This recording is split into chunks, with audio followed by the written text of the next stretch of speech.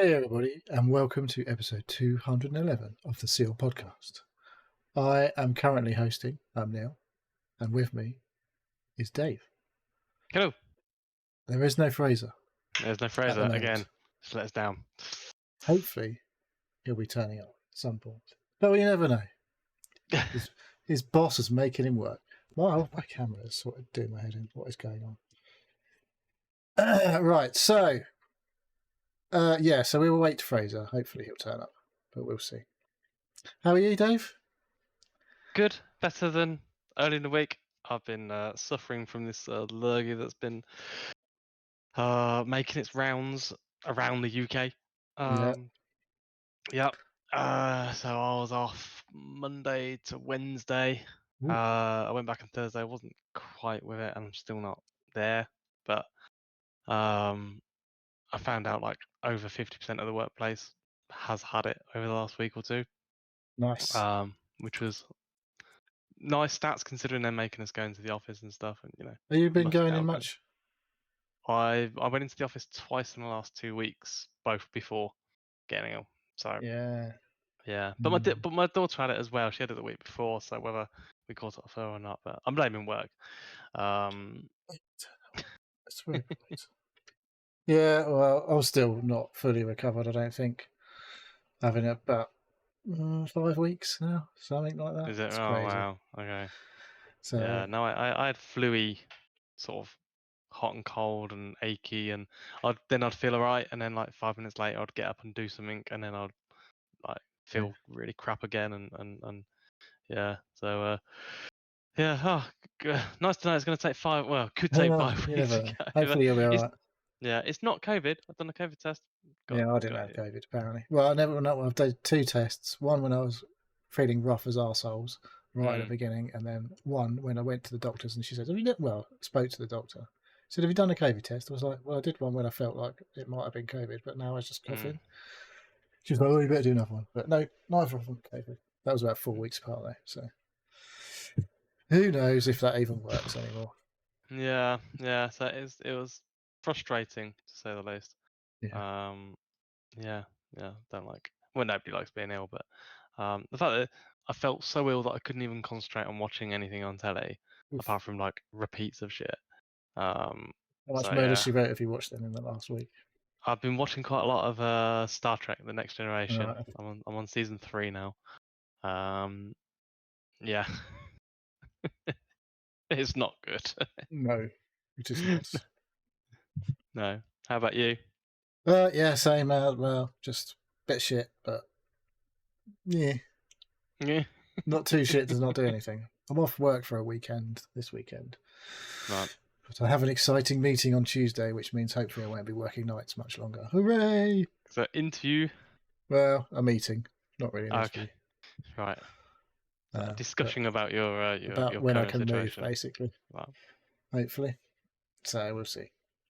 But yeah, still getting up at 3 o'clock in the morning this week so far. So I'm a bit tired at the moment. Had my little half-hour snooze before the show, so we'll see. See, I'm working days, and I even tried to have a snooze before. Yeah, that's because you stay up about 2 o'clock in the morning playing games all day. Well, yeah. Yeah. We'll talk about that later. Yes. Right. Speaking of later, what are we going to do first? Are we going to do? Well, we might as well do the listener Get the stuff. football out of the way, or get the football out of the way, shall we? Get football. Yeah, get football. Right. Well, let me get my shit sorted out. We had game week 23 last weekend, and in which Everton drew with Spurs 2-2. Brighton beat Palace 4-1 after losing to Luton 4-0. Burnley and Fulham drew 2-2. The aforementioned Luton drew away at Newcastle 4-4, which is a bit bonkers. Villa then went on and smashed Sheffield United 5-0 away. Bournemouth and Forest drew 1-1. Wolves beat Chelsea at Chelsea 4-2. Man United beat West Ham 3-0. Arsenal beat Liverpool 3-1, which is not great for my team. And Man City beat Brentford 3-1. The individuals scoring the bonus points in each game last week were Richarlison of Spurs, Pascal Gross of Brighton. Oh man, I think this guy called David Datro Fofana of Burnley. I don't know if he's on loan from Chelsea, I think. Ross Barkley of Luton Town, who's been playing very well. Big points on that one. Yeah, he did very well. That was a bonkers game. Ollie Watkins, annoyingly, did really well after I took him out 2 weeks ago. Hudson Odoi for Forest. Mateus Cunha got a hat-trick for Wolves and took home the 3 bonus points. Garnacho for Man United. Martinelli, another player I transferred out on the wild card, was the 3 bonus points for Arsenal. And Phil Foden of Man City, who got a hat-trick as well. There was quite a few goals around last weekend, as you may have noticed. And Nobody Phil Foden, from my team scored it. This doesn't surprise me, Dave. No. Phil Foden was the biggest point scorer on the week. He got 20 points for his hat-trick and the 3 bonus points, him being a midfielder. So, in our league, I pressed the right button. There we go. The average score overall for the whole competition was 57. Yeah. Some people may have heard of this guy. Pilch Reed top scored with 101 points. Which is a very good showing. It was a relatively high scoring week for a lot of the people. And then some of us didn't do very well. Some of us, Dave. Elusive Man was the second highest scorer on 95 points. And Paul Davies, he of last season's top position for large amounts of the season, hasn't really been heard of this much this season, but he got 3rd highest score last week, 90 points. Very good.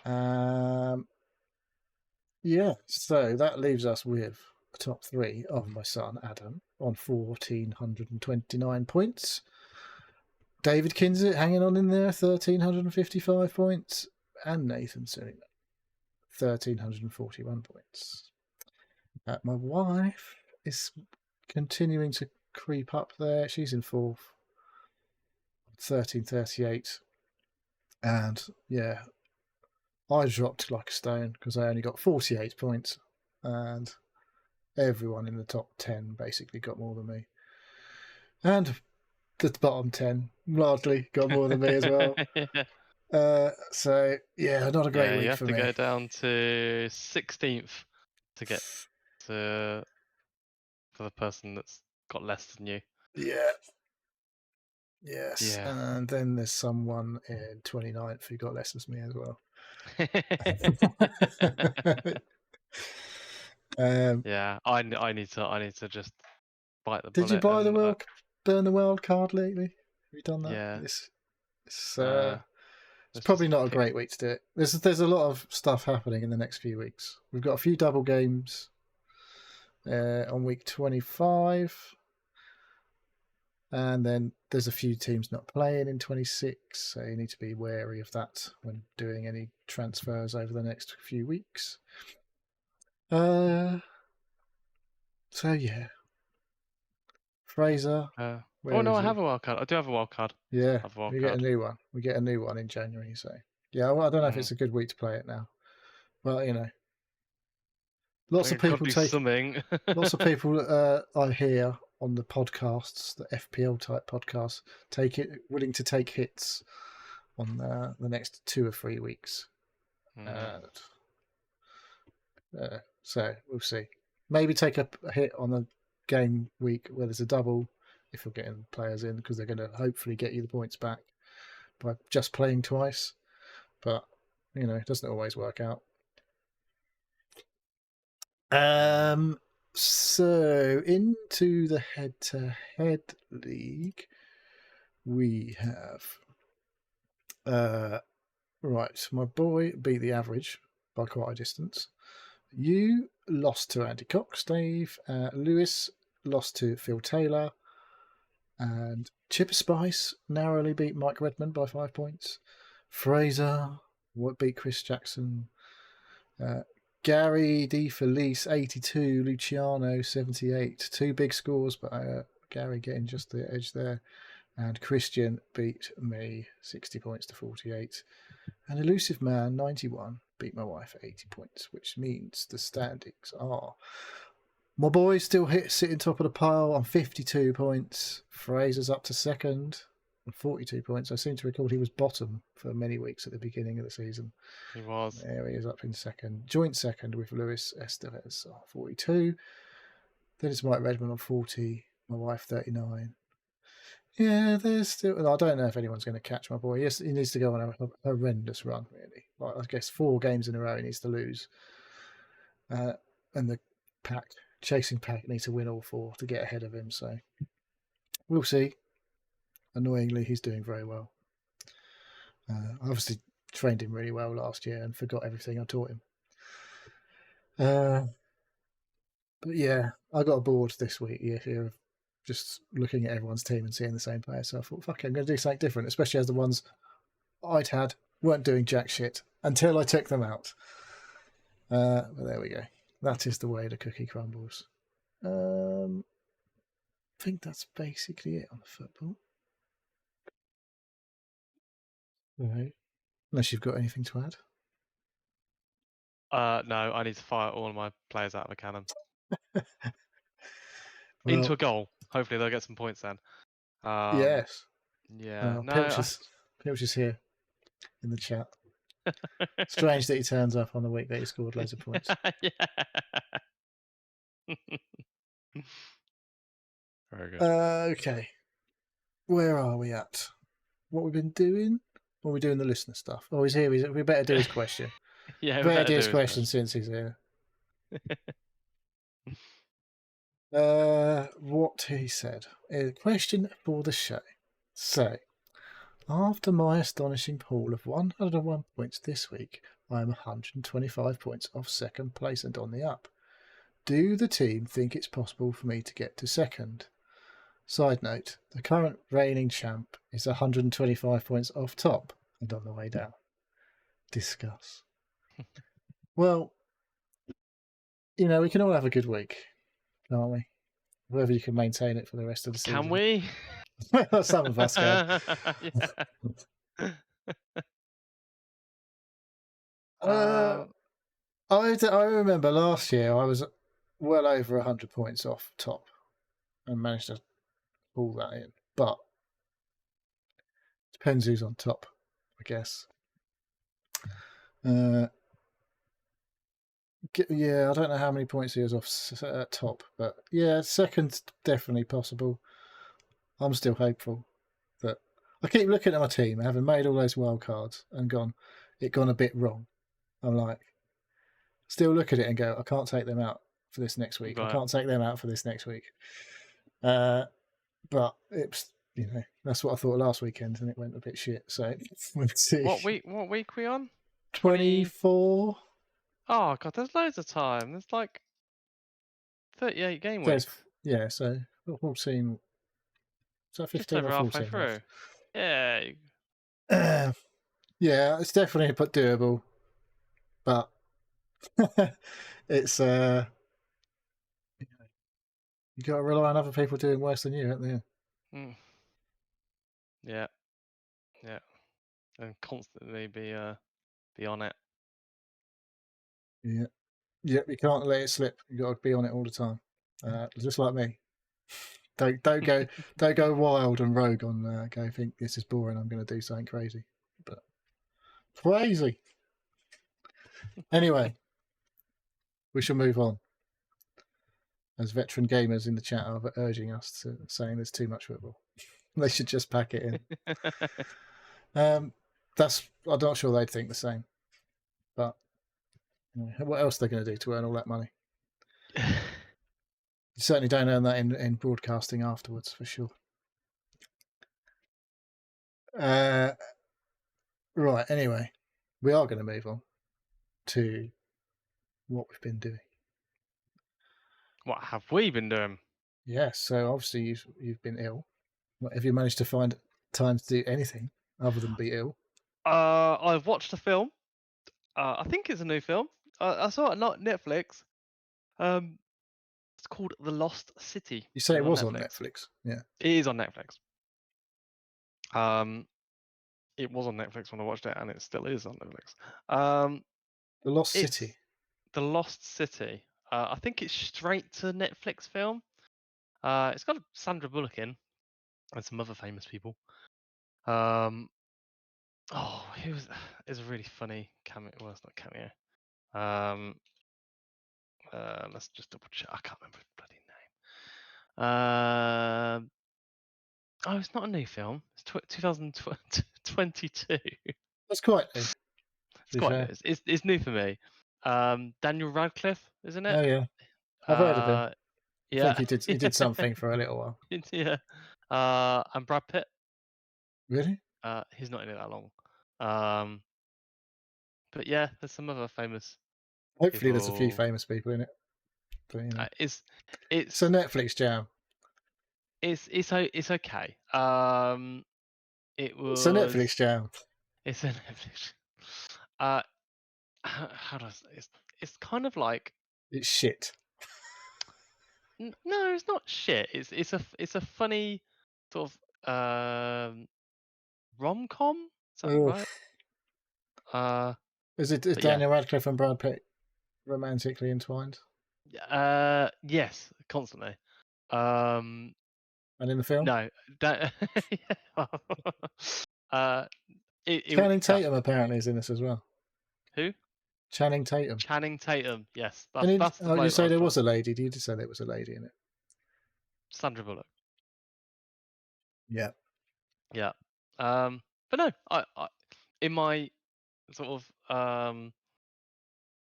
illness-induced and paracetamol state, I enjoyed myself. I might get on this. I didn't fall asleep. I definitely would have fallen asleep, I reckon, if I'd have sat there watching this at any time after about 2:00 in the afternoon. But, I need to change the thing. Bitches! Somebody decided to turn up, have they? God, what time managed to get out of work a little bit early. I'm here. Don't worry, the talent's here, everyone. You've missed the footy. You didn't miss much. You know what? That's okay. I'm interrupting whatever you guys are talking about. So I was talking about The Lost City. There's a film on Netflix I've been watching. That was fun. Any good? It's not bad. It's not bad as a just watch it. Like don't try and think about it or. They don't watch it. That's all I heard there. I just heard you say don't watch it. Even if you didn't say that. Don't think. Watch it. No. Don't think. I'm just hearing don't bother watching it. Don't overthink it. Yeah. Who's hosting today then? Well, you are. Now you're here because I've got a croaky voice still. Oh, okay. Yeah, we're both ill. What? Yeah. I was dying in the week. Okay. So we've just literally done Dave's film on what we've been doing. We've done Pilcher's question. And we've done the football. Out of the way. Luckily, I missed all that. Yeah. I reckon you were just actually watching to get past that point before you turned up. Yeah, he did all right, didn't he? Yeah. I did okay. All right, but let's not dwell on footy, except for some big decisions coming up, which I'm sure you said. And did you talk about Dave? Dave, how are you getting on in the footy? I should go back and listen, really, shouldn't I? Maybe it's as good as it. I'm doing as good as in footy as good as I feel at the moment. Oh, okay. In the toilet then. All right. So what? This is what we've been doing, and we're. Yeah. Are you done then, Dave? Yeah. Okay. Neil. Yes. That's me. Yeah. No. Well, I'm not. I don't need to talk anymore about that. I'm still ill-ish, but I feel okay mostly, but I can't talk properly for very long. Anyway, which is great when you're doing a podcast, obviously. Of course. We had another quiz this week down the local-ish pub, and we're quite a big team in the end. No, there wasn't this is a different pub quiz. This is There was a You're lot doing the of circuit musical. now. No, we just do the two. There's You're doing the tour. Have you got a tour T-shirt? no. I said two, not the tour. This is down the Hare, where you came to see us. Oh yeah. And there was some musical intro rounds. We did all right on their lives, but we had planned to have two teams of just like the kids and then the adults, but it ended up we just all had one team. So we had 8 people in our team, but that didn't go down well with some other people when we won again. Oh man, you guys are unstoppable. And we won by a point. Yeah. So the people who were in second probably were a bit pissed you- off. Raise a glass to of your what do they call it? The people you vanquished. Their tears. Were you sucking Yeah. their tears from the cup of A victory? cup of their salty tears, yeah. Yeah, they tasted good. I bet they did. Yeah. They don't like you having 8 people. 4 of them are kids, though. They don't really count. What do the kids know? They know Well all done. the youngsters' music, but there wasn't much youngsters' music on it. In fact, if anything, I don't think there was. But it was all right. Love a quiz. Love winning the quiz. Another one on the 29th. Back to the boot in Salisbury. So yeah, that's enough of that. I've been on an IKEA spree this week. Oh yeah. Yeah, it's my daughter's Online. 18th birthday this weekend. Oh. Oof. So she wanted a double bed for her birthday. And I'm like, I don't really think we should be having a double bed. But Of course you didn't. she's got a double bed. And I've been putting that together today. And that was fun. Not. Yeah. But no, that was okay. To be fair, the bed just took a long time. And it was heavy by the time I'd finished moving it around. Yeah, I think I've done a lot of IKEA furniture, and I think the bottom line is it normally is fine. But it Yes. just can take a lot of time, especially if you've gone on bought big ticket items or. Yeah. Well, there's not that many bits to put together. It's just, hey ho. Is what It's it is. work, isn't it? But Yes, so I haven't had much of a day today. you threw money at the problem, and you still got a problem. I still had to work at the problem, yeah. It doesn't make Which a good sucks. birthday gift, does it? And so the boy, it's his birthday this weekend as well. But he's only Nice. 15, so he's not getting a big ticket item. No double bed for you. He hasn't got. He can't have a double bed in his room. It's just that would be bigger It's the than his There's bedroom. always there's only one kid who can have a double bed. I was in the He's in the cupboard on box room. stairs, He's in the yeah. office room, which is Yeah, the box room. But yeah, so he wants dartboard. Is what he wanted. I think this is Okay. the Luke Littler sensation that is just causing everyone to sell out of dartboards, it seems. Apart from Argos, we had to go to get ours. If you go on Amazon to buy a dartboard, I they're thought all we had a Galaxy fucking expensive. Quest. What? We Galaxy had a Quest? VR, a VR headset. We've got a VR headset. You can't play Yeah, darts just play in VR. virtual darts. Yeah, that's shit though. You don't get good at real darts and become super famous by playing in a VR. We don't get good at VR darts by playing real darts. This is true, I guess. I wouldn't know. I am good at neither thing. Maybe this So- could be the ticket for him, right? VR champion in the future. No, that's not going to be anyway. That's not earning him loads of money for sure. Or any fans. Good for throwing at your sisters though. Yeah. Real darts. So I've got to put up a dartboard this weekend, but what I needed to do in the room is getting the dartboard had a great big fucking TV in, which obviously it wasn't compatible with a dartboard being in that room. So we've had to do fucking loads of stuff around the house, been moving loads of furniture around and TVs around. So I've been fucking busy this week, basically. And still need to do the dartboard. But I was trying to fit a new light in the room where the dartboard is going, because you need about 8 foot, basically, is an ocky from the dartboard. Mhm. So about 8 feet from the dart wall where the dartboard would be, up on the ceiling is a fucking great big lampshade, which I had to go, obviously. So we bought, or I bought from Amazon, one of those like spotlights on like arms, like so it's got 6 spotlights on, yeah, so you can like. And I was trying to put that up today, and fuck me, that was driving me mental. So, That's real work. Yeah, I took the old fitting off, and then when I went to put the new one on, yeah, obviously, no, I turned the light circuit off on the breaker, and I was putting it back, lining it back in, and I was like, Just turn the light switch off. That's all right. well, yeah, but you have to do things you properly. know some idiot's going to come along. Exactly, Like, come around and just it's dark in here. Well, you can't really do it when it's dark. I was trying to do it in daylight hours. So anyway, I was like, I can't. I looked at the thing and I was like, I can't remember how to wire this up. Because there's like, once I'd undone it, like there was 2 lots of wires coming through the ceiling. I was like, oh, I wasn't expecting that. I didn't really know what to fucking expect. So we had to get the local Sparky expert around, our friend Spud, and he was like, yeah. I was like, yeah, these, there was 2 things plugged into loop, but I can't remember which 2 wires they were. And he was like, yeah, it'll be the 2 red ones. And I was like, what?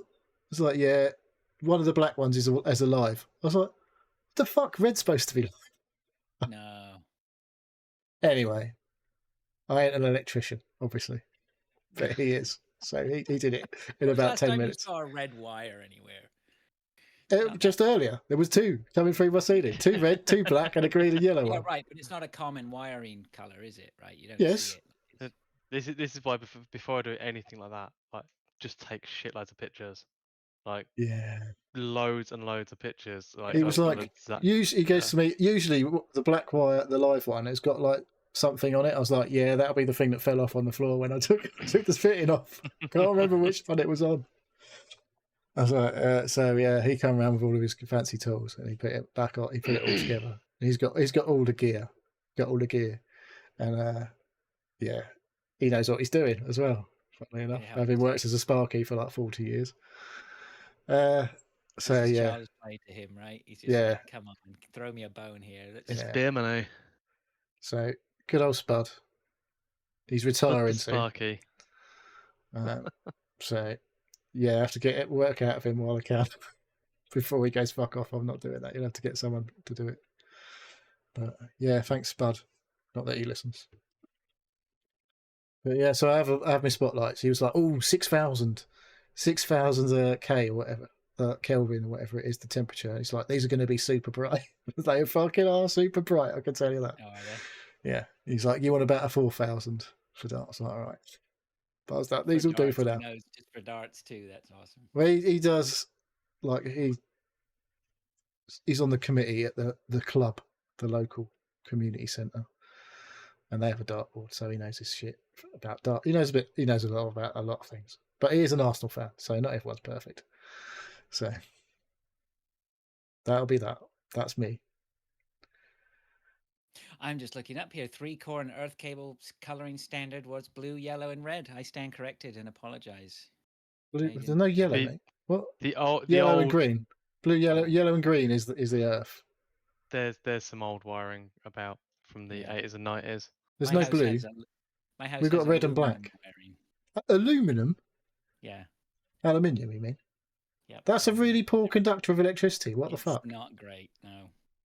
Every time I hook something up, if it's got copper wires on it, if I'm like wiring in new lights or whatever it may be, I have to use a special compound to make sure that it stops it oxidizing and reacting with each other. It's just shit, right? Aluminium is shit. What the fuck? Who thought that was a good idea? Having said that, I remember when we lived in Milton Keynes, they all had cable, inverted commas, TV wired into the houses as they built them.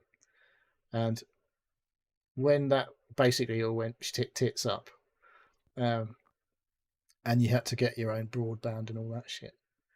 Whenever you get on a broadband quote, like the broadband speeds in Milton Keynes were all shit because they used aluminium in the fucking cables. Yeah. There's a lot of copper covered aluminium as well out there if you when you go and buy stuff too. Copper's the king. Copper is the king. Well, but it's not the copper- king, but it's relatively affordable. You couldn't put fucking gold wiring everywhere, could you? Because I think gold technically is probably better. But I don't know if gold is better. I think it's comparative actually with copper. Oh yeah. Mm. Okay, there's your homework for today, everyone. Is gold or copper the better wire for Yeah, wiring your for house? conductivity. I didn't say wiring, just generally conducting electricity. Definitely not used in wiring very often, that's for sure. Unless you Uh, stump up for the 50 quid HDMI cables that make That's just absolutely the no plug, though. difference. Yeah, I know. I guess you get Lit- gold plated connectors and stuff like that, right? So it must be better. Yeah. Must be Yeah. gold. Copper is better than gold, apparently. All right. Anything else? No. No. I had minor DIY I did this week. I don't know why, but we have I know why we have these sliding doors, but I don't know why. I know why. I've just basically ignored the problem for 10 years or whatever of them not working very well. And then this week I was like, I'm going to sort those out. It was one of those moments like, I'm not going to rest until these are sorted out. And sorted them out. It's all right. Like put new tracks in for one of them, then redid all the some of the bottom hardware on the other ones and back. I now have sliding doors that work, so that's good. But I will tell you, I dodged a bullet. So the ones in the living room, they're all mirrored. The ones in the ones in the hallway aren't very big. They're quite thin or whatever. But the ones in the bedroom, they're like full ceiling height and wide too. Like you lifting off this mirror, that was just and because they're so high, as soon as you have to angle them to lift them out and then bring them off the rail, and then when you bring it up, of course, if you're not paying attention, which I wasn't, they're like literally like an inch just standing there with these panels they're an inch off the top of the ceiling, right? Or 2 inches off the ceiling. And so as soon as I took the first panel off, I went and moved it up. Oh. And just the top roller in it just gouged into my ceiling. Yeah. Oh, nice. And the gouge isn't so bad, except it just left a massive bit of grease on it as well, which just was so I'm up there scrubbing that, and then I go to move it again, and I did it again on the other one. I'm like, oh, you fuck. Noob. But I got there in the end. I ordered some parts off Amazon. They didn't fit, but then I discovered how to change them and whatever. It all ended up okay, so it was all good. So here's an interesting one. So I had to send back the parts that I bought. And Amazon, rather than giving me a shipping label, just gave me a QR code. Have you seen that? Yes. For returns. So then you just go to the place. Go to the shop and you scan it and they print out a label for you. They bag it and do it everything, right? Yeah, interesting. But the one I went to, because I had been to one of the drop-off places before, but the lady was so dead behind the eyes and just lifeless that I never wanted to go back there again. So I went to another place, which was this pharmacy, which I'd never heard of, tucked away inside some building downtown. And I was talking to the guy, and I was like, I'd never seen this before, never seen Amazon do this before. He was like, yeah, the only reason we do it is because we've just opened up this pharmacy, right? And so now by doing this, we have everybody coming in and they know we're here, right? And so he just gave me a full sales pitch or whatever like that. I was like, that is nice. That is a nice bit of business acumen. I was very impressed with that. So use Amazon before they put you completely out of business. Yeah, I don't know whether that would suit my wife's business. So that's really about it. I haven't really got much else to say. Weather's been a bit crappy. It's been mild. It's gone up to 11 degrees today, but it's not like I want winter. Where's my winter? 11 centigrade. Yes. Or Fahrenheit. I'm in a t-shirt. Look. Yes, someone said if you come from the beach in the chat. I can't remember who that was. What's that? Someone who Baron wants to know if I come from the beach. Baron should be in a t-shirt as well. Basically, summer. We've had rain for the last. Well, it feels like for the last week. It's a bit apocalyptic in places near me. Oh yeah. Why? Because it's just fucking water everywhere. It's fucking like go to we've got the River Ouse, which for many years was just a trickle. Well, it's fucking not anymore. It's basically taking over some of the fields and everywhere else around here. And the canal is fucking right up high, and in places that is in fields as well. And like canals generally supposed to level out. There's drains on the side of canals and shit. So, but yeah, there's been a Yeah, but lot of fucking rain. But if the rivers are up, the canals won't level Yeah. out, will they? I don't. It's fucked. There's just like I was going down a road which is on a like relatively elevated. We're quite high-ish here, not up a fucking mountain or anything, but you know we're on a hill.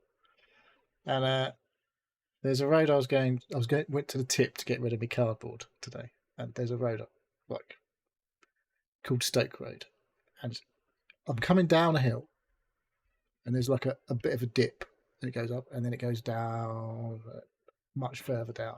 And in the dip, it was fucking water everywhere. I was like, you could see it all in the fields. I was like, there's like 4x4s coming the other way, super slow. I was like, uh-oh, come on, QQ, you can fucking get there.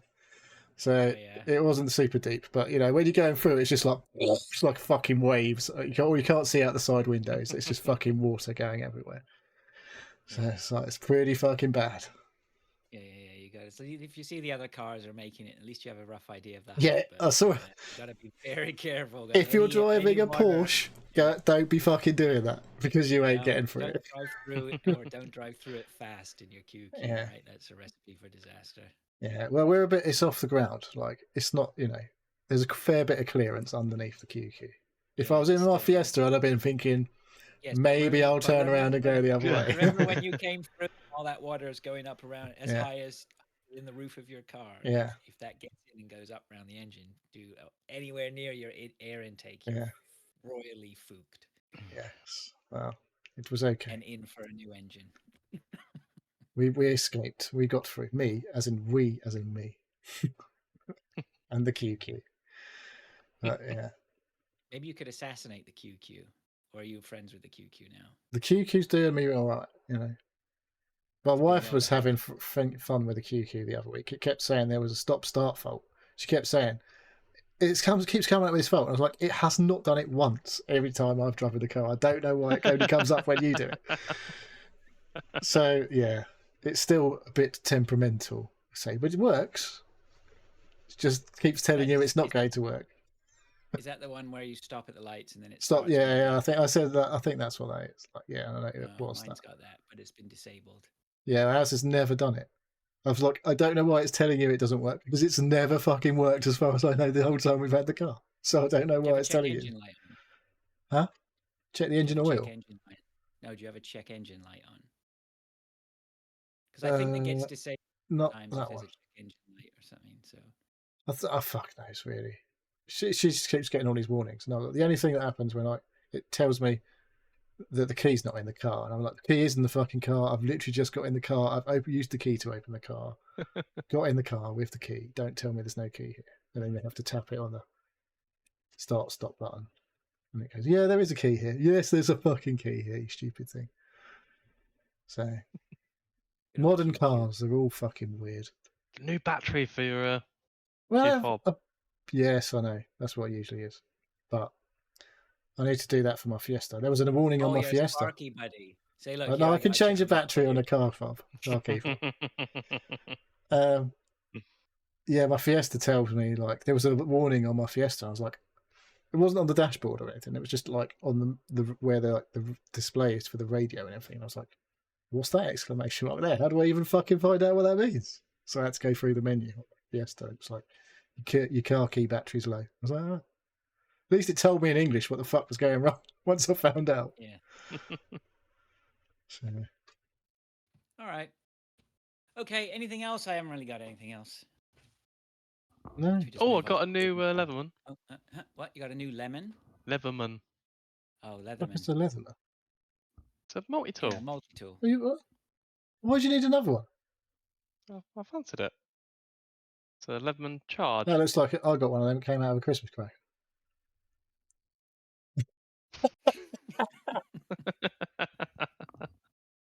Yeah. It's basically brand new. Facebook Marketplace. And got a pouch as well. Nice. Nice.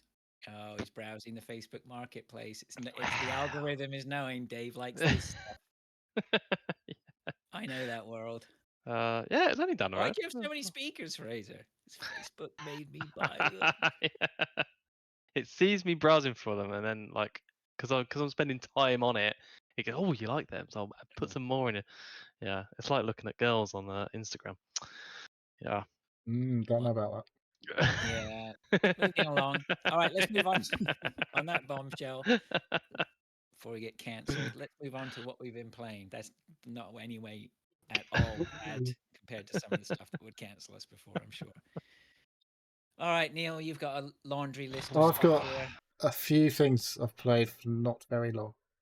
Okay, you're not allowed to talk about them longer than you Okay. played them. First thing on the list that I'm not going to talk about for very long is Foam Stars. Oh my god, you played well, somebody had to take the bullet. So it launched this week on PS5. I'm not happy with Splatoon. What could I possibly play instead?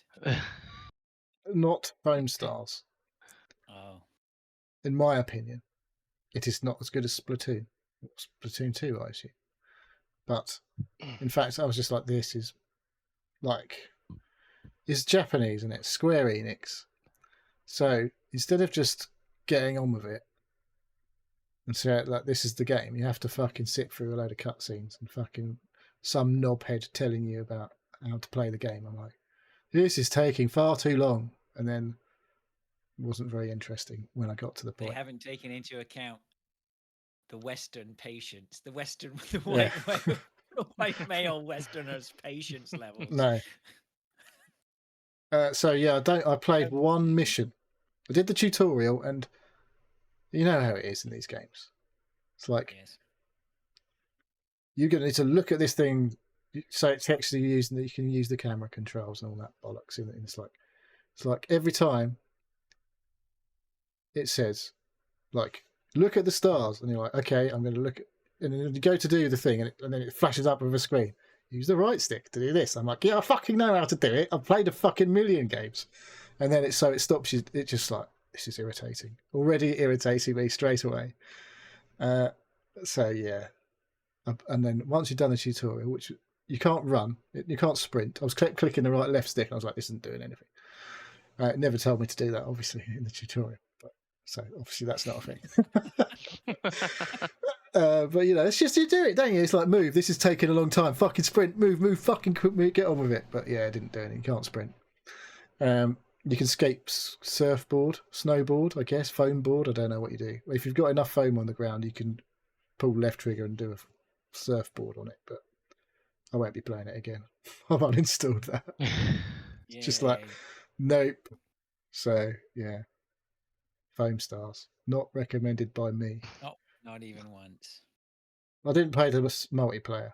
I just did. No, I was just I mean, surely that's because I mean, surely that has to be where it's at, right? But yeah, it's not for me. That's definitely. I'm not even going anywhere. I was like, I know there's a lot of people out there who love Splatoon. Obviously, that's what they're trying to capture, I guess, or as close. I'd rather play Splatoon. Splatoon is amazing. Like, it's got fun sounds, doesn't it? One of my favorite games, but it's so well made. Yeah. Yeah, and somebody else was saying, you know, in terms of a campaign, I mean, it's a shoehorned nonsense. Yeah, it was just. It's just you haven't got any friends. Oh, you haven't got PS Plus. You can still play this game. It's a really shit mode. So there we go. But yeah, I was like, no. All right. I guess maybe it gets fun in multiplayer, but I didn't really get on with like the mechanics of it. Going, yeah, I can't see this being any fun. It's the tone of it was irritating as fuck. So there we go. All right, that's enough then. Let's do one, and then we'll go back to Neil, and then to Dave. I think just to try and spread them out. So, actually, Dave, you've got more than I have. Do you want to go next? Yeah. So I played one of the demos on Next Fest in Steam. Oh, has that been on? I didn't even notice. Yep. You're all in on the PlayStation lifestyle now, aren't you? PS5 homies, bros. A game called Backpack Battles. And it's Backpack Battles. And I played it. Sorry, and I thought, say that again. Don't do it. Don't listen to him, Dave. Don't. Right. It's similar to a game called Super Auto Pets. That was a game. I remember you talking about that. Yeah. Except for this one, it's an auto battler in that you set up your person with a backpack with items which include swords and healing potions and lucky clovers and stuff like that. And everything that's in your backpack is used to battle somebody else that Is this maybe right has thing? already set up with the amount of fights. This, I don't know. Am I looking? I don't know. Yeah, I think this is the right game. You have to tell me. Look at the stream if I'm the wrong game. Let's have a look. Yeah, It's look, come up. what's the Yeah, thing? that's it. Yeah, it reminds me of the potion game, like aesthetics wise. What was it called? Potion Craft or something? Oh yeah. Yeah, similar to that. But like after each round, you get you get some money. You get random items that are on a shelf that you can buy and fill up your backpack. You can buy more spaces for your backpack to equip more stuff, but you only have a limited amount of stamina. Oh, for God's sake, stamina. To use items in your backpack, so you got to weigh off like what the actual value of having a relatively weak sword in your backpack rather than having 2 items that might combine that will be slightly better as long as you can keep hitting. It's an interesting game. I played 4 or 5 battles with it, and I kind of got the gist of it. It is only one character that you can be at the moment in the demo, and it says at the end of the demo, they want to expand the items and the things that can work with each other, because one of the things about this is when you put 2 items together or that are touching each other in the backpack, and if they have synergy after the battle, they combine into one item that's stronger than the two separate ones. So yeah, it's an interesting concept. I think it'd be a good Game Pass game. Couple of quid on Steam. I can't be in it. I can't see it being much more than that. It's quite simple, but it's fun. It was fun for half hour while I played Yeah. Yeah. that looks Better than all Foam right. Stars. I mean, Better than I Foam think, Stars. like, it. I think, like you say, if that was on Game Pass, I would give it a go. Yeah, it's a easy to pick up, understand. I'm sure extremely hard to master, and there's lots of hidden things like synergies that you wouldn't think of until you put them together. Yeah, it's a good Yeah, little I game. have no idea what's going on in that game. I think it's one that you need to play, sure, to understand what the fuck is going on. Check it out. It's free on Steam. Yes. The demo is anyway. Yes. We'll see. Do you know when it's coming out? Proper game? Does it say? I don't know. I didn't look that far into it. Maybe. Looks Yeah, like maybe Mark. it's. Sorry, I am listening, but Mark in the chat saying copper is better than gold. Yes. Did you say that already, or didn't? I don't know. I think I said something. Can't remember now exactly what I said. And Baron thinks I'll be buying a Portal in no time. Yeah, I think that was a reference to something else. That's What's a the port? reference to Oh, the PlayStation PS5. Portal. Yeah, Nah. probably not. But it's just playing on handheld just doesn't really interest me too much. Can you not, Jerry, fucking rig it a Steam Deck to PlayStation Remote Play? Dave could do that. You can What's that? get PlayStation Remote Play on a. Oh, no, he hasn't got a PlayStation. No, I've got a PlayStation 4. I can do it on there. What, on Steam Deck? I haven't tried it. I've done PlayStation remote PlayStation thing Your with my phone? PlayStation 4 onto this computer before. Oh yeah. Onto I my can other do it on my computer. PS5 onto my computer, but Yeah. I mean it's easy now because my PS5's in the same room as me. But so I could just turn it on and play it. So why would I do that? It's on a big TV right over there. Okay, backpack battle's done.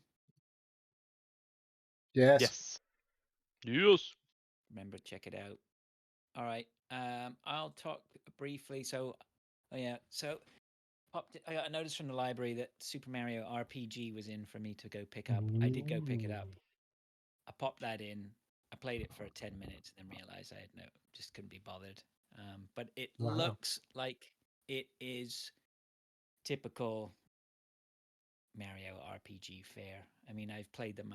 Feels like I've played them 100 times in the past, and I'm sure at a certain time I would be interested in playing it. But right now, I have no room. I cannot make room for that. So I've never played Mario RPG game. yeah, I like them. I mean, Is that? Would you say Sunshine is an RPG as well? Is it something? Is it Sunshine? No. This is more like a Final Fantasy, but Mario, right? Yeah. Right. And then instead of attacking them with swords and guns and stuff, you bop them on the head or whatever. Yeah. You jump on them, sit on them. You jump up at them and you try and press the button to hit them at the same time as you're landing on them and get extra hits. I mean, it's very, very simple, really. Charming games, easy. More suited to a handheld, I think, like a DS. Well, like a Switch. Yeah, I can't give it time on the PS5 on the main TV. But while I was in there, I was like, oh, have a look at what the library has PS5 discs because my son bought the disc version. So there's some stuff there. They have Returnal, which I will talk about in a bit. And then I looked on the PS, and there's tons of PS4 titles as well. And I was like, is it backwards compatible? I can't remember. So I looked it up on my phone. Yeah, it says, if you got disk drive, it's backward compatible with PS4 discs. I was like, that's good. And they had Atari 50 on the shelf, which I have been dying to play. I think it was on my wish list for ages. And it never really discounted. And so Atari 50, for anyone who doesn't know, is basically a celebration of 50 years of Atari. And 50 years. Yeah, and there's a timeline. Yeah, it's really interesting. So, but I'll get to that in just a second. I will say, so I popped the disc in, and it started to spin the disc, and I must admit, I honestly thought Airwolf had just come into my room. That console, when it has to do something heavy, when it has to do heavy lifting, that console is typically PlayStation through and through. What is it with these guys? Their inability to make something quiet. Right, it's just. Is that the disk drive making all the noise though? Because it's probably just installing it. Oh no, it was. Yeah, that's exactly what it was doing. I had to wait for it to install, and then it'll use the disk for verification. Right. It's so noisy that I was just like, "Fuck, I'm not sitting in here while this is like it was loud." Right, and I guess it's not. And I knew it would stop when I started playing the game. It stopped, so I knew. You fucking hope so. Playing Atari games from 50 years ago. Damn, that was. I just couldn't believe how noisy it was. Anyway. So I started playing Atari 50, and it starts in basically it's a timeline where it starts, and I just went through the timeline. It's very, it's the style. It's like an interactive coffee table book is probably the best way to describe it. It's obviously lovingly crafted with tons of tremendous detail. I have to ask. Interviews. Yes, go ahead. Why did we ever carry on playing games when you look at the games that are so shit from that long? Yeah, it's. I remember playing games that looked as shit as this. I mean, well, this is the first thing. Well, I mean, look, first of all, we have to admit, old games are old, right? And a lot of old games have not weathered well. The main character in this game is a pixel. I don't know what game this is. So it starts off with the original history of how Atari began, what their first games were, and then it has interesting side interviews. There's one, they one of their first things they ever did was, I think it was called Space Blast or something, and they made a load of those cabinets. That was 1971, I think. I mean, this is how far back we're going, right?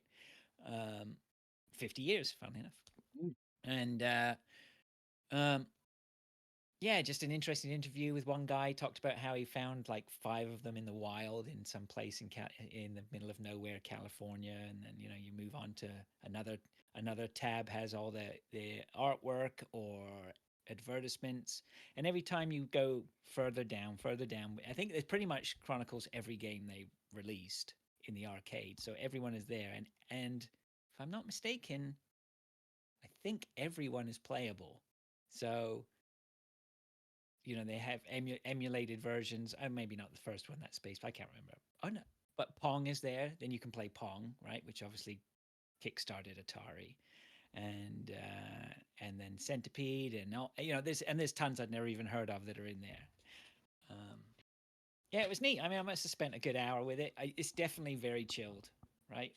You have to be. It's like a documentary. Like I say, an interactive coffee table book is the best way to do it. Impressive. It's a very impressive piece of work. Now, am I glad I didn't spend the money on it? Yes, I am. Absolutely, this is perfect. It's almost like renting a book from the library, right? So, I'm happy that I'll give it some more time, an hour or two over here, and just I don't need to play I don't need to play Centipede, Millipede, Asteroids, whatever, all these games. But on some of them the emulation is good. They have some modern versions where they've rejigged them.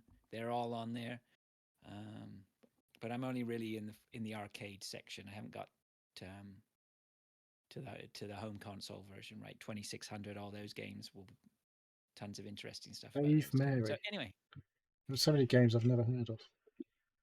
Oh yeah, yeah, it's interesting. It's like Pong, right? They have this little section. I've heard of that one. Well, we've all heard of Pong, and we would all.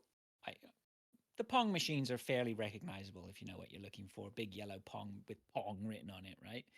But they actually have some blurbs from some other releases they did. They did one called Puppy Pong, which was a Pong machine inside a little doghouse, which was specifically built for places like doctors' offices and dental offices or waiting rooms and stuff for kids to play. So trying to sell to that market. And there was another one which is like if you know the original Pong ones were yellow, they stood out. This other one has some wood covering or whatever.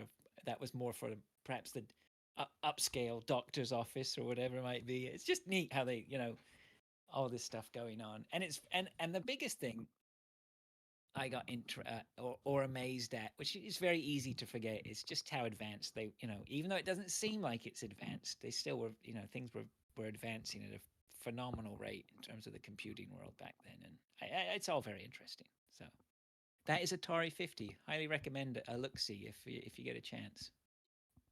Oh. All right. Thank you. This is my TED Talk. All right. Well, let's move on. You guys have got something you share. Or did you want to talk about something else? Talk about Rotato? Rotato? Yeah, I've been banging my head against it. I've played it. No, Fraser, you've not played it. No. Oh. Dave talked about it last week. Yeah. Pilch has 100%ed it, 1000G'd it. What? Yeah. And that's scaring some, because I looked at some of them and I was like, I ain't fucking doing that. I can't see me I haven't completed a Danger 0 run yet, let alone a fucking Danger 5 or whatever it is. That's good. Pilch gets the bit between his teeth. He clearly did. Yeah. No, I haven't quite got the synergies right yet on my... I've been learning things this week with Rotato. Oh, no, not learning. Yeah. Maybe if I learned some some useful things, rather than how you can combine two of the same weapon to make a stronger version of the weapon in Rotato. Did you not know that? Well, I learned it this week. I only started playing it this week. That's true, yeah. And yeah, they've unlocked, I don't know, about 12 guys, different starting characters.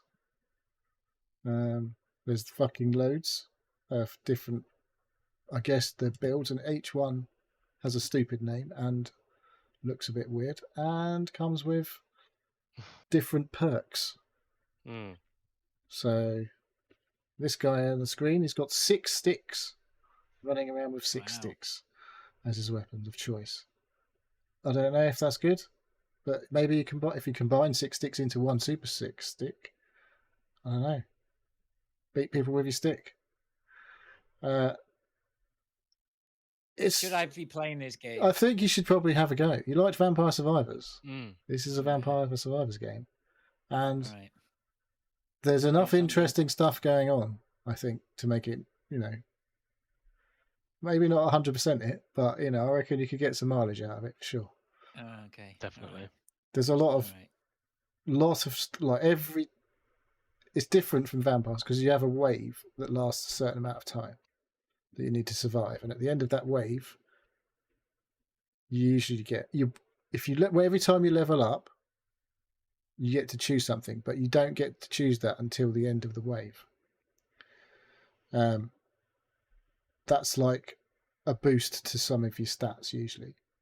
And then you get to the shop basically after that, where you can buy weapons or items which influence your stats even further. So there's a lot going on. And yeah, it looks very simple, and it's a bit like Vampire Survivors. You look at it and go, "Well, that's fucking just shit, and it's stupid." No, Dave was talking about it quite highly. It surprised me actually.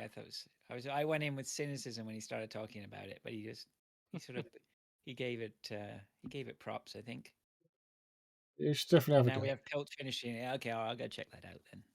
It's good because you can play it with one hand as well. Yes. I don't know what you do What with can I the do other with my hand.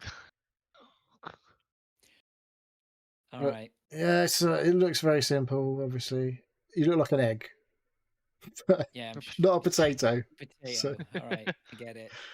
So All right, what else have we got then? I'll let Neil go. You got more. You can. yeah, like I say, I haven't played a lot of these. What have I got left? Right, Bloodborne. I played a bit more Bloodborne this morning for about an hour, maybe. Got to Father Gascoigne.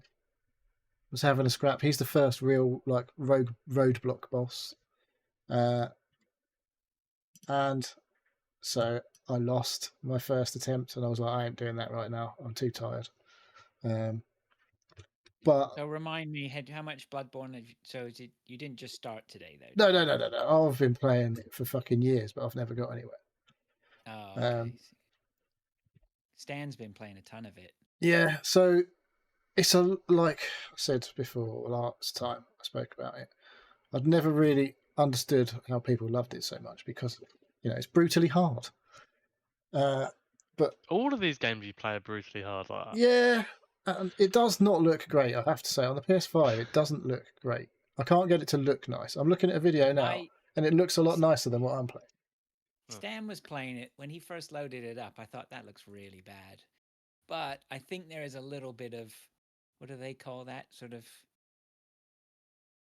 bias or whatever, like because you've been looking at the PS5 or whatever. So now I've gone back to Bloodborne and I'm watching him play it again the other night, and I'm like, it doesn't look that bad. I mean, No, it looks really dark. Like, I know it's a dark game, but it looks really dark. So I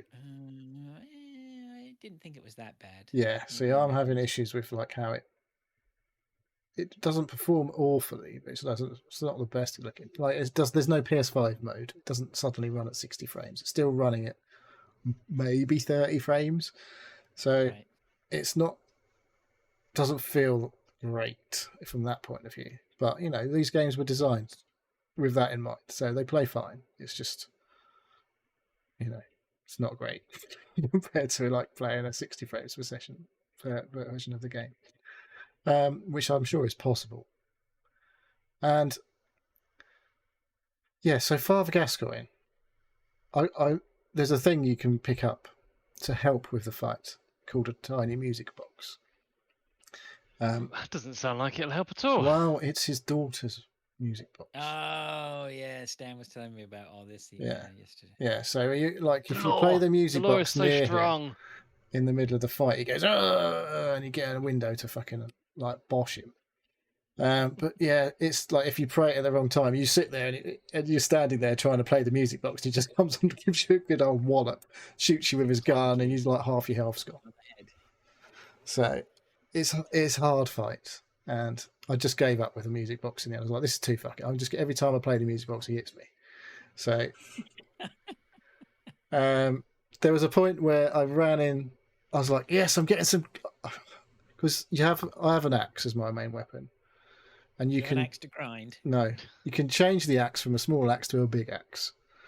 And I went to press a button to change my axe to the big axe, and thought, because you do a bit more damage when it's big.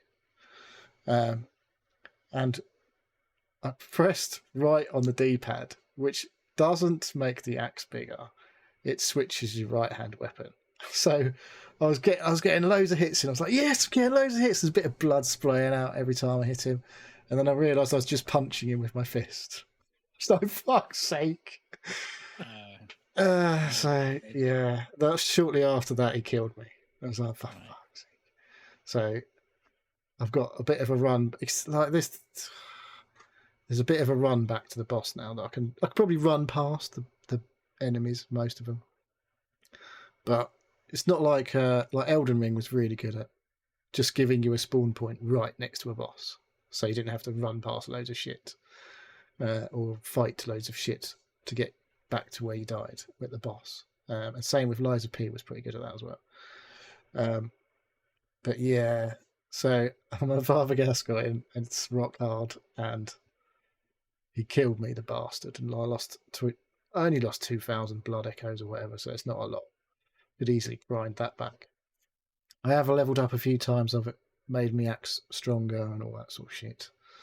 But yeah, but it really doesn't look as good as it does in this video when I'm playing it on my PS5. So I don't know what to do about that. How I can make it look better, because it's really super dark. You tried to turn the brightness up. Yeah, then it looks weird. It's fucking too bright. Then it's weird. Something up with it. Maybe I'll just plug my PS4 in and see if it works better on that. So yeah, it is good, and like I said, the thing that makes it, like when you take damage, this did this in Lies of P as well. Lies of P massively aped a lot of stuff from Bloodborne. It turns out, if you get hit by an enemy, it obviously takes a chunk of your health. If you can do the damage on that enemy back, you can gain that health back. In Bloodborne, right. Yeah. So you might not get all of it back. But if you get a good few hits, you can regain most of your health that you just lost when it hits you. There's a time window involved in this as well. How do you know? Is there any visuals? Yeah. There's like your bar, like there'll be a white. There's a white marker on the health bar. White marker, and then it waits. And then there's then it will drop gradually to that point. But if you get the hits back, your white marker moves back up to towards like regaining your health. Right. But the thing is, like whereas in like Dark Souls, you have only got so many chugs on your flask to regain your health, and you have to find things in the game to give you more uses.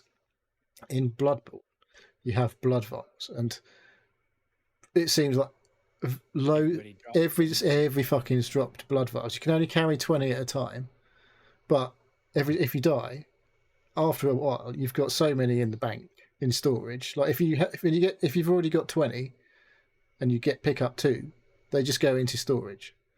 So when you die, you've always got 20 after. Well, unless you get to the point where you're fucked and you've lost loads and loads and loads in a row. Well, I don't know how many I've got in storage because I just keep picking up. Like you kill someone, it's like, oh, 2 blood vials, thank you very much, and I'm still on 20 and I haven't used any. So that is the big difference between, I guess, and why maybe Bloodborne's more popular, because it's slightly less harsh in terms of that. It's still hard as nails when you get to the bosses and stuff like that, but you've got a lot more opportunities to replenish your health. I mean, you still need to time it right, because if you do that at the wrong time, then you'll just get murdered anyway. So yeah, but yeah, it is. I get it now, whereas I didn't maybe years ago. Right. Interesting. Yeah, it seems like my son's going to keep cracking on with it. So you should play it. I did play it. I got that far. I can't remember if I beat Music Box Guy though. Yeah, I doubt it. Probably not. But yeah. All right. Bloodborne turns out it's quite good. Yep. Good old Bloodborne. All right. I guess we'll be hearing more. You might as well do another one, Neil. Okay, so all I've got left. Oh no, a couple of demos. Another Bourne, not Jason Bourne, Dungeon Bourne. This has been blowing up on Twitch. Seems it's been quite popular. It's a medieval fantasy extraction shooter type game. It's not my cup of tea. It's got like a PUBG circle in it as well. So there's that, which is bit weird in the extraction type game. But yeah, so it's first person, so it's all melee fighting, obviously, which is not always great, but it's okay from the fighting point of view. It just felt I only played a solo. You can play as there's like a solo mode, and then there's like trios. And if you go into, you have to have a team of 3 to go into trios. Sorry, it's first person. Yeah. Okay. So yeah, it's a bit. I mean, this is just a demo in this early build. It's like this version 0.2 or something when you load it up. Struggling to find a video, which is why I'm stalling.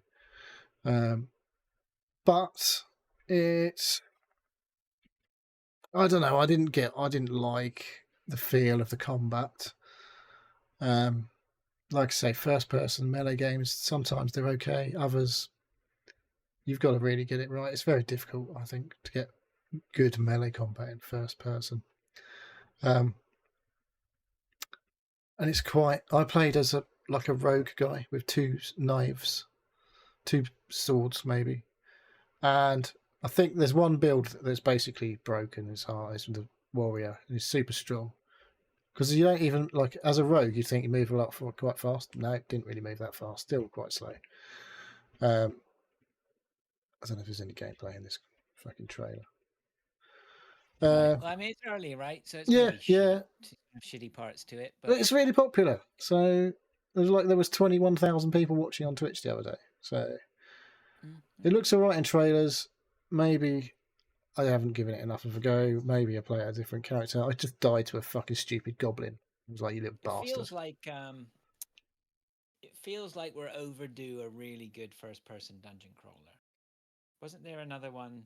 Psycho Ghost was playing one back and forth for a while. This is Dark and Darker, was it? Dark and Darker, yeah. Yeah, that's not on Steam. I think it's something weird happened with that.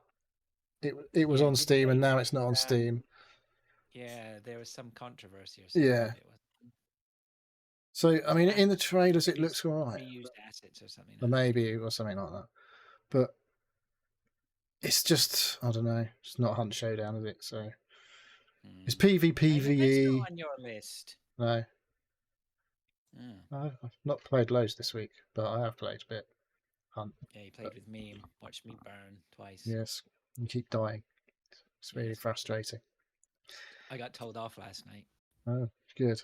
I went to have a run with Matt, and he wouldn't let me take the guns I was taking. Oh, did you have a little? He really did tear one off me last night about my gun choices.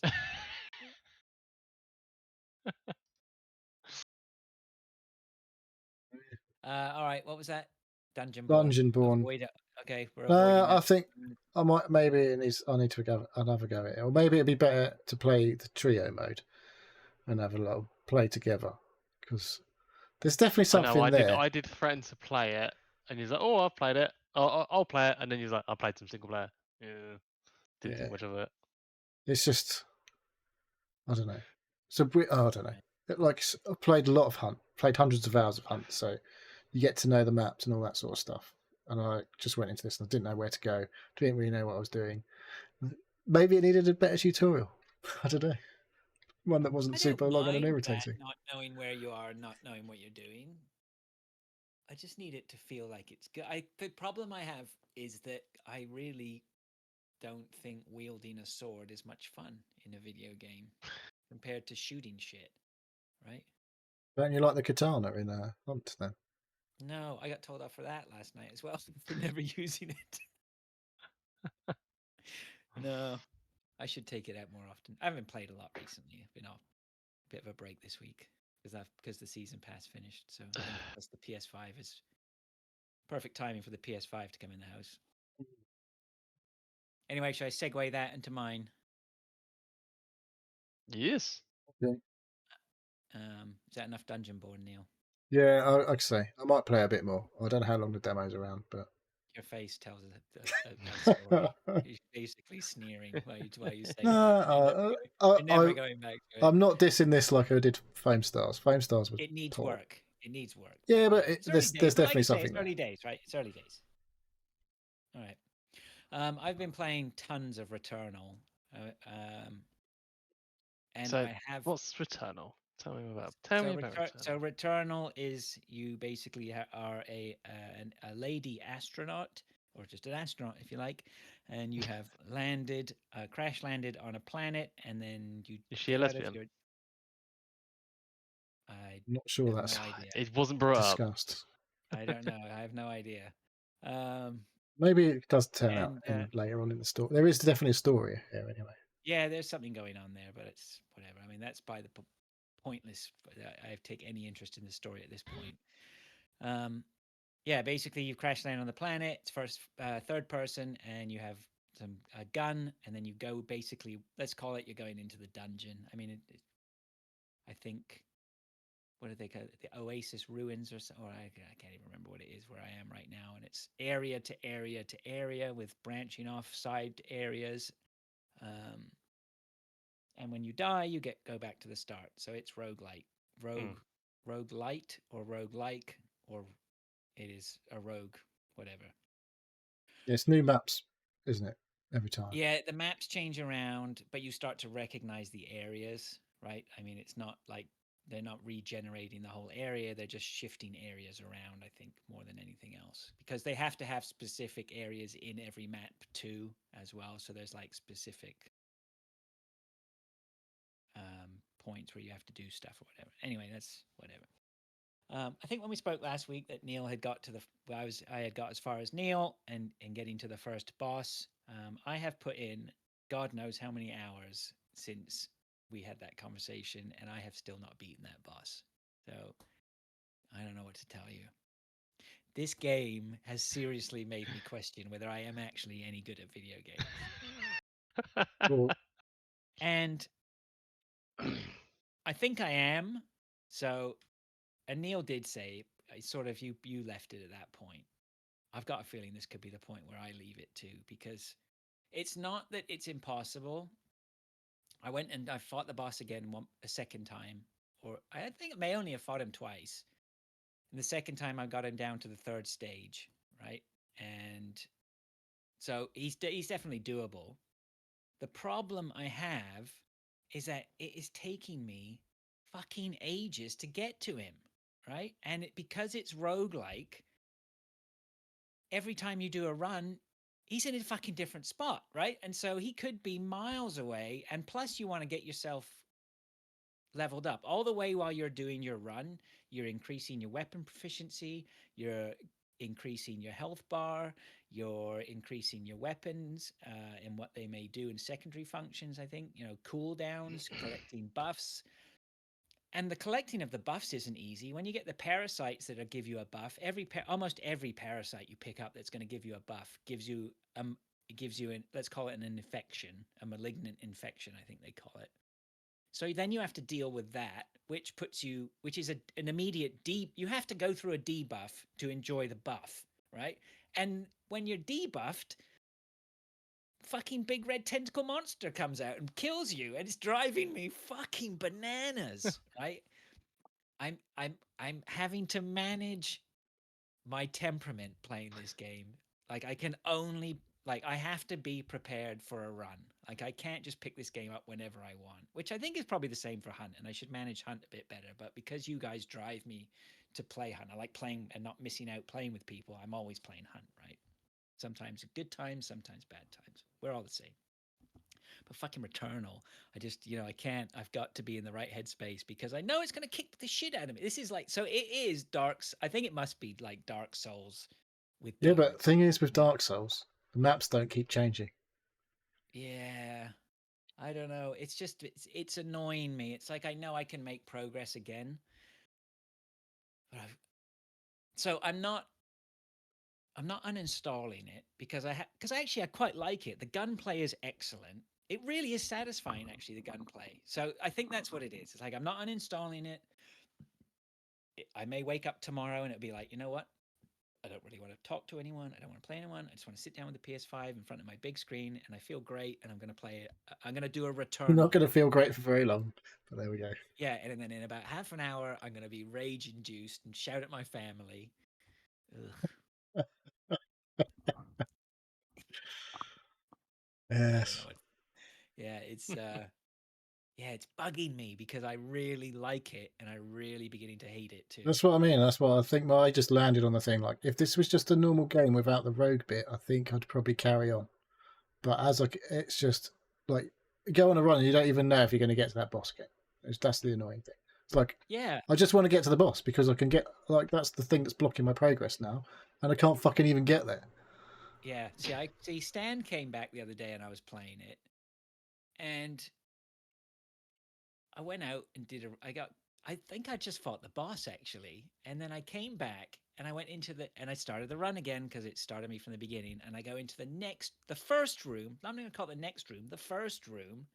And this big red tentacle thing came out and just beat the shit out of me and killed me, right? And then the next run, I think I got two in, and something else just massive, just squashed me like a bug.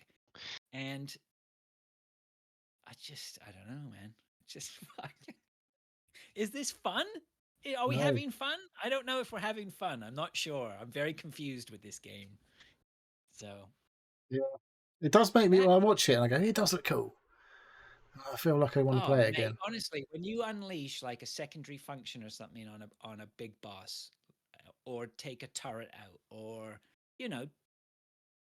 I'm really enjoying the fights with the I can carve through minor bad guys now really easily, like to the point now where I was holding them off. Now I'm just running at them and take it. But the big boys it throws at you, if you just make a misstep or get, again, managing your areas, I think you just have, again, you have to be, and it's all what I said before, you have to be very careful, manage your areas, and you can keep progressing and you'll be okay, right? But the problem is, that's fucking 3/4 of an hour to get to the boss if you do that. It's a long time. And then you die anyway. And then you die. And then you die. And got to start again. And you throw the controller across the room. Or So I don't know. Watch this space. It's not going to be playing much next week. I don't know. All right, and I've just downloaded Days Gone. I think I'm going to give that a go. That's not a PS5 version, is it? That's a PS4 game still. So Maybe that always puts me off. Yeah, there's a lot. You not Ghost of Tsushima? Did you play Miles Morales? Stan said it was rubbish. What does he know? I didn't play it though, so I'm not gonna comment. I haven't played it yet. So, I've had that downloaded for ages and just haven't got around to it. I uninstalled Ratchet and Clank.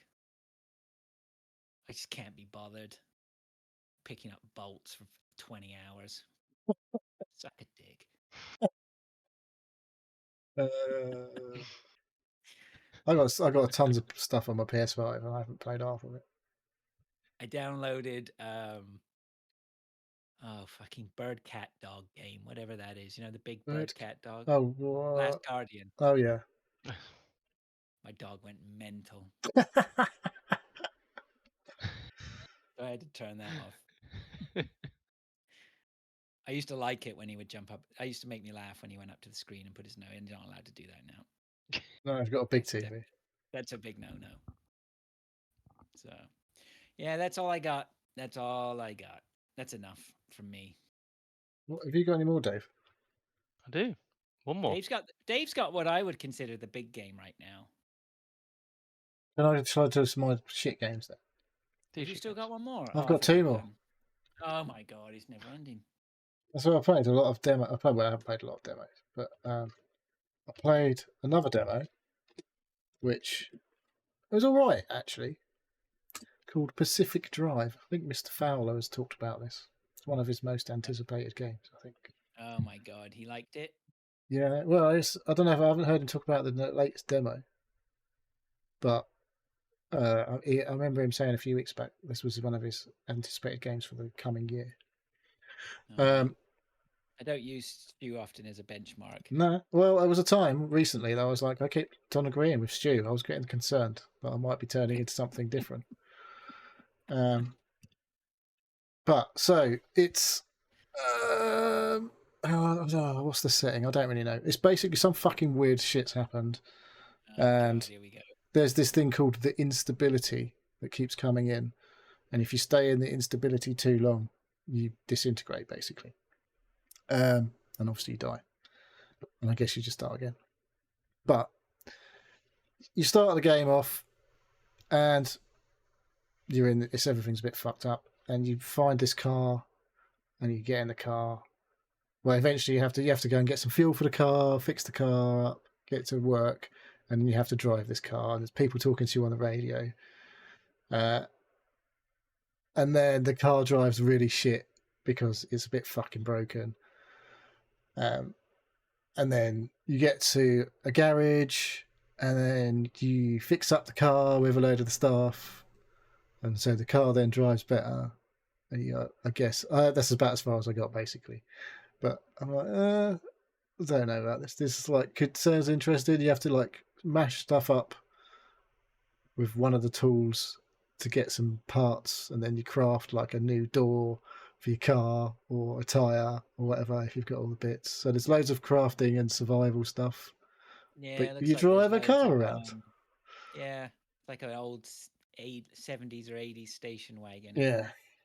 Wood paneling on the side looks as though you know what? Fair play. It looks that does look interesting. Yeah, so it's interesting. And like, yeah, like I say, like you look at it when you're in the car, you're in like first person view. And if you look down, like you have to point at the key and like hold the button to turn the key to make the car start, and then you have to like look at the gear stick and press the button to make it go into drive and all that, and then you drive off. And it's like fucking rackety down these dodgy roads and like that sounds like it might get old pretty quick. I don't know. It depends how long it takes to upgrade your car. So maybe it goes quite fast, and I don't know because it's only the demo. I don't know how long the game is, but it doesn't feel like it's going to be a super long game. But I don't know. It looks interesting at least, and it looks quite nice. It's not like super realistic or anything, but yes, it's something a bit different. Seems interesting. Yeah. So fair enough. I haven't finished the demo. I don't know how long it's out for. It's on the Next Fest stuff. But well, I can say that you definitely indeed did check it out. I did. I haven't checked it out fully, so maybe I should check it out a bit more. Check it out more? Yes. But we'll see. And I got one more, which is a game that was free on Epic last week, so it's not available anymore free. What is called Doors Paradox, which is basically a port of a mobile game, it would appear. It's quite an old mobile game, I think. Uh-oh. So... Is it knock off a Nokia N-Gage? I don't think it's that old. Is it Doors Paradox? Yes. So it's... You remember The Room? It's on Steam. Yeah. I do remember The Room. The Room is excellent. Yes, it's not as good as that, but it's similar vibe. You know, a really good game that you liked. It's not like it's a bit like that, but not as good. Yeah, and it's about 5 times as expensive. Is it? Brilliant. I mean, $20 on Steam. Oh, you see, it was all right for free. I definitely wouldn't pay 20 quid. I didn't say 20 quid. It's probably about 10. Oh, maybe a tenner. Maybe. Like I say, it's a port of a mobile game, but it's okay. So basically, you just have I don't know how many. There's about 60 or 70 puzzles, I think, basically. Oh my god, he's opened a secret door and there's a cat in there. Yeah, there's a cat behind the door. But yeah, so it's a similar thing to The Room where you're manipulating objects in this scene, but each scene is just a doorway. Whereas that's like the thing in the room, it got pretty fucking crazy, and you're going into like what they call those boxes? What are they called? Puzzle boxes? I don't know. There's a word for those things. I can't remember what the actual thing is. But puzzle box? Is it? That's not it? Is it? I don't know. There's like these escape room. No, it's not an escape. Like the room is, they're based on things like puzzles, basically, like that you can handle, and like clever things that transform. That I don't know, whatever. People have played The Room; they know what it is. But yeah, so this is just a little scene which is a door, and around you can rotate the scene, and you find things in the scene that help you solve the puzzle to open the door, and click on the cat and go to the next door and do it all over again. But each puzzle's been different so far, and it's quite all right for free. Like I say, I'm not sure how much I'd pay for it really, but there is quite a lot of levels. But I can see why it would be something you'd play on your phone. and maybe you do 2 Yeah. or 3 on your break at work or whatever, and then you go fine. Would touch controls work really well? On Yeah, I this? think so. Because you're just using a mouse. To you have to like click to spin to rotate the view, and then you'll like click on something and it will zoom in, and then there'll be click on something to pick it up. So it's just clicking and turning. So yeah, I can see the touch and swipe totally would work if like on an iPad or whatever. Yeah, I feel like you can see where it comes from, but the puzzles so far have been solvable, and it's kind of interesting. I played it for a good hour when I couldn't sleep one night. Right. But it's okay. But I got it for free, so I might go and play more of it when I'm like not in the mood for anything too hectic. It's kind of one of those, just like something chill Yeah. and make my brain work a little bit without being too hard. Yeah, fair enough. So it was a nice aesthetic and all that. Each puzzle looks different. Like there was a Chinese looking door, and then there's like a I don't know, Chinese. a tent looking door or whatever. Yeah, there's like Chinese writing on everything. So it looked like a Lunar New. It's Lunar New Year, isn't it? So it's like it looked appropriate for the time. But that was just one puzzle, and then it moves on to something else. There's like a little piece of paper you have to pick up in each scene that tells you a bit of a story. Don't really give a fuck. But yeah, I'm just here for the puzzles, not the story of the cat. 5 hours of fun. Yeah, maybe. Right. It's all right anyway, for free. All right. Okay. All right. It's all right. All right, Dave. Then you want to talk us through what seems to be yeah, game of the week. I think month, week. yeah, maybe the month at least. Yeah. Enshrouded.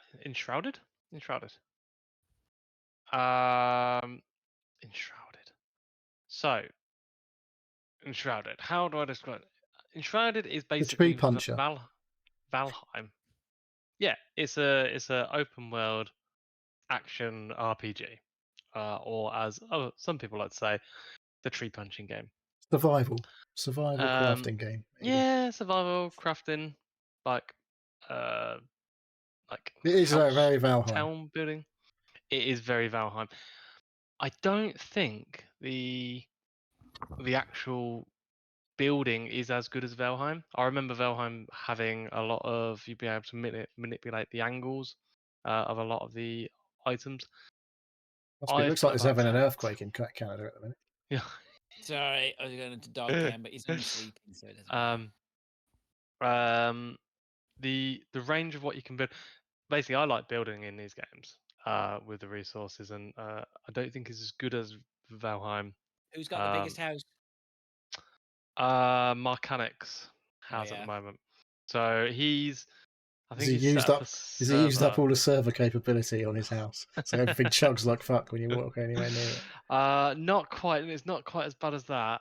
He has basically you can upgrade your area to have a bigger building area, and I think he said he's now got it big enough that we can all start making little houses. Been doing the work, hasn't he? So Gary's set up a server and has been he's put in some serious hours into this, and I've been jumping on and helping him out, and I jumped on with Mark, and we've done a few quests and stuff. The only problem with jumping on somebody else's server is you obviously progress their progression in the game. You keep your character and your progression on the character, but it progresses their story. So, because he was so much further into the game, I basically joined him, and like everything was way over leveled for me. So, I started on my own private game, a single player, and I've put in some serious time. I've jumped back onto the server a few times and helped them out a few bits and bobs. But the actual progression and the exploration, even on your own, is I think a real positive of this game. There's lots to see and do. The world is very big and very varied in the different biomes, and the things that you encounter, I don't think there's many there's not that many enemies. The sort of the types of enemies that you come across, for what I've played, I've put in like 12 hours. There's not that varied, but it has a really interesting mechanic of there are areas that have got fog in them, and you're only allowed to spend a certain amount of time in the fog before you get enshrouded by the fog and you die. Ah, So you can upgrade your character and your flame, which is like your home area, so you can spend longer in there. But can you yeah, defog the area? yes, you can. You You have to beat can like a boss or something. beat some bosses or get to a flame shrine, which clears an area. But there's things and resources in the fog that you want to collect, and when you clear it, all those resources go. So things like different types of woods and basically spores and things like that. Ah, that's interesting. It is a really interesting game. It's still in early access, but I think they've launched really well on Steam as an early access. It's obviously there's loads of people that we know playing it. Mechanics has set up a server to do it. I'm glad I jumped onto the server, and I don't mind jumping in and chatting to the guys and helping them out now and again. But I really enjoyed the progressing my story Pace. to Yeah. because that was one of the things that I think we missed about Valheim, or I missed a little bit about Valheim, is a lot of the story I missed, and a lot of the enemies were defeated before I got there. And then, like when we all jumped on, everyone jumped on and literally spent like 30 seconds just mashing the Thing is, you could always go and respawn. beat those bosses again in Yeah, Valheim. yeah. With that, I still think I felt I missed out a little bit in that Yeah, there's it's there's not quite people the same, is it? like plowed through it. Yeah. And before doing that on Mark's server, I thought, I'll just do my own single player and try and progress the story. No, I'll still jump on and help them out, and it's nice to play the game and do exploration with them. But actually doing it on my own to start with and learning the game as a single player, I enjoyed. What else did I put a few notes on there. Oh, notes. I know notes on it. You can craft a glider, which really helps. The map is so big that it places like fast travel points around, and some of the fast travel points are huge spires in the air, with the aim that you respawn and then glide off to where you want from there. And it's a really interesting mechanic, especially when you've got something to do in the fogged area, the enshrouded area, and you can glide halfway into it and then beeline it for the boss, defeat the boss, clear the activate a new flame, and doing that is really satisfying. It's really, you actually feel like you've accomplished something. The other thing about this game is the respawn mechanic. If you die, with all the other game, a lot of the games of this is like you lose all your items or your progress. In this one, you don't. You only lose your backpack items, not actually your action bar. So like your shield and your bows and your swords and your healing potions and all that. So you actually keep them. So getting your items back that you've lost is it's not relatively easy. It doesn't feel like such a loss as what you would do if you died in any other game like this, Right. where you'd lose everything. Yeah, there are some games you play these and you lose out. It's unavoidable. At some point, you'll lose everything and you can't get it back. Yeah, Right. yeah. And it's still bad, especially if you lost it in an area that you think, oh fuck, like it's going to be really difficult to get to because all the things respawn and everything. But you've got the equipment to do it, so you don't feel like you've got to like spend another 20 hours getting all your equipment back or something like that. You can fast travel for as long as you're not engaged in battle. You can fast travel to any fast travel point, including your home base, in this game, which is good. And the other thing, I don't know if it's clever. The quality of life in this is that there's no weight restrictions on Right. your character. Yeah. So again, a lot of these games you've got a weight restriction if you can only carry like 100 stone or something like that, which is like an arbitrary number. And only because they decided like a piece of stone weighs like a kilo. In this is there's backpack size of number of items, and there's stack sizes of these items. So whereas before it was a right pain to get all the wood or the stone or whatever item, like bits and pieces that you need to do your base up, you can literally fill your backpack up with like tens of thousands of pieces of wood, go back and create your house how you want it, using a workbench and the items there. So that is a nice quality of life in that you half the game isn't battling the environment for the resources that you want to create a decent place, because I say the building isn't as good as Valheim. It's still quite good. I still enjoy it. You can create, and Mark Annex has created some a wicked sort of farmstead with a like a moat and turrets and like an inner area and Does your you base know get like attacked? no, Because that was a thing in no, Valheim. that You'd be wasn't like thing in plotting away Valheim. quite happily, and then all of a sudden, the fucking trolls were there, and all the fucking goblin Oh, army turned up. yeah, I Like, remember fuck. that. Yeah. No, I think I came no. back one time. My house just didn't exist anymore. Mm. Which is a little It's bit. probably been farmed for resources by somebody I think else. the forest was the same as well, wasn't it? Mm. That was pretty brutal. And Yeah, no. Well, from what I've seen is you put down foundations and you build on your foundations, and nothing grows up through there, so it doesn't destroy your house from inside out. There's been no there's been no attacks. The enemies do respawn around it, but they don't actively attack it. But yeah, it's just a brilliant game. I think some people have compared it to Zelda, in that there's some like wells that you go down to find bosses and clear those areas.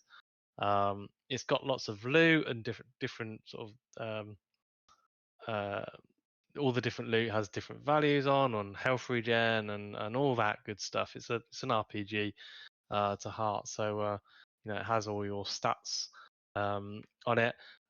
You start off basically as a blank slate, and the way you progress your character is like there's a big circle of different types of, I don't know, like a mage and a healer and then like a warrior and a tank, and you all the ways you progress is you earn sort of progression points through defeating bosses and clearing areas, and then you spend those in the direction that you want your character to go in. So I'm going down the tank route, which is better armor.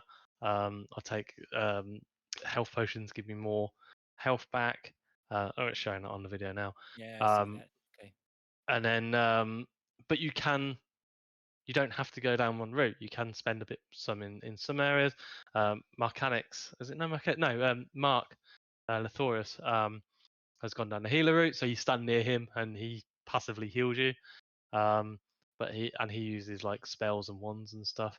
I say I've gone down the tank route, so I've got a shield and sword.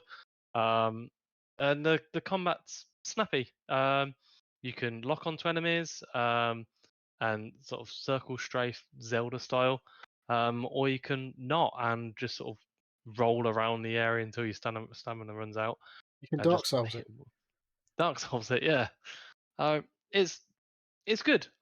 I was on the fence. I picked it up on Monday when I wasn't feeling very well, and I was like, I just want something to play, and I've been enjoying it ever since. Have you Yeah, played till 3 in the morning? No, I haven't. Well, I haven't been able to. I've been not feeling very well, so I've actually been having early nights this week. Good, good boy. Yeah. My But nights have yeah, been far too early. I've been falling asleep at like 7 o'clock and waking yeah. up at 3 in the morning going, hey, I'm awake. Are we going to see more Enshrouded then? Yeah. Okay. Check it. All right. Okay. Well, no doubt we'll come back to that again at some point. I've been Neil, tempted. yeah, Neil and I may be tempted to jump in, but Yeah. we'll see. I don't see anything else, lads. No, I And don't if I think don't so. see anything else, then I think that we can call that a show. And you have my profuse apology for turning up late. Thank you Well, very much. No for coming. worries. Don't do it again. I won't. All right. Dave, do you want to do your bit? I'll do my bit. Thank you for listening to the Seal Podcast. If you'd like to ask us questions and get involved, please contact us either on email at sealpodcast@gmail.com. Join us on a Discord server. A link is pinned on Podbean, YouTube, X. I really need to redo this. I'd done it last week, but I didn't save it. Dreadful. I know. He's winging it. I don't care. Don't worry about it. I had like 100 episodes of doing it flawlessly, and then Yeah, but it's things have changed a bit, haven't they? yeah. Blame We Elon. have YouTube. Plus, you don't care as much anymore. And neither do I. We have YouTube and Twitch channels which we upload and stream to. Neil, By the way, Ooh. sorry, before Neil does that, I'd just like to say that this podcast is for sale if anybody would like to buy it. We are entertaining any offers. We reach a wide audience. The Twitch money just isn't doing it. I reckon you're going to get some Twitch money this week, by the way. Oh, yeah? Yeah. I think I'm going to go buy the fantasy trophies. I got to sort that out. You got I'll do postage. some number crunching. I'll call the accountant and I'll ask him just to let me know how much we've got to be released. Okay. Here's one interesting one, actually, just before we go. It's a little bit of a rant, but I opened up an email from basically my condo corporation, basically the people we hire to run our condo, right? And the management company. And they sent through a letter today saying, law has passed, which now authorizes us that we don't have to send you anything paper anymore. You need to give us an email address and we'll do everything by email. Great. Okay. I have no problems with that. They even said in the letter, in order to save the environment and cut costs. Right? I'm okay. Saving the environment's good. Cut costs. We don't need any, that's fine. I'm all good on that. Do you know what they did? They included a fucking shiny brochure in about all the services that they offer and all that shit. I'm like, are you kidding me? You're cutting off our fucking paper so that you can now allocate that budget to advertising to us? Rant over. I don't know. Give these people an inch. I have no one to talk to since I picked up that mail. So you guys have to get that out. I got a parking ticket about 3 hours ago. No. What? What? It got sent through. It was from a train station. Oh yeah. Yeah. My card that I thought was would automatically deduct my pay expired, and they didn't email me or like any other time I use this app, it just takes the money out, and that card changed a couple of months ago, and I forgot, and so I've got the app. I was like, oh, it just deducts itself automatically. Nah, it didn't warn me, and then I got a thing. I was like, why didn't that work? I was like, oh, old card on it. So snotty email to the apps. No, they said, yeah, no, it's your fault. It's your responsibility to check your card. It's on the T's and C's. Yeah. So I was like, okay, won't park there then anymore, you fuckers. Yeah, right. Wankers. All right. Thank you for listening to our rants. I haven't any rants. I'm just really fucking tired. It was only because Fraser started his rant. I was like, I've got something to rant about as well. We got Neil. Anyone to thank in the chat? Yes, we had Mintsafe, Coaxel, Less Than Jolly man, Piltreed. Wonder Come why on, he dog. turned up. Oh, he's gone. Veteran Gamers, whoever that one of those is. And Boundary on Glower? I'm never really sure. Glower. Is that it? I think that's it. Thank you all for Right. chatting. Yes, thanks very much, everyone. Okay, let's get out of here. Until next time, we'll catch up with you later. Thanks for listening. Thanks, Bye. guys. See ya. Ta-da!